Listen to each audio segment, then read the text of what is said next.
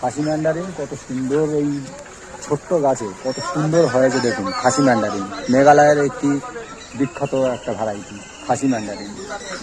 এবারে ফার্স্ট পশ্চিমবঙ্গে, এখনও পর্যন্ত আমি রিভিউ দেখিনি, এবারে আমি ফার্স্ট এই আমার গাছে খাসি ম্যান্ডারিন হয়েছে দেখুন, রিভিউ দিচ্ছি। এবার কত সুন্দর হয়েছে, সাইজ এবং কালার দেখুন, তা মিষ্টিও খুব সুন্দর হচ্ছে আমাদের বাজারে। আমরা অলরেডি 1 কিলো টেস্ট করে নিয়েছি, খুব ভালো হচ্ছে।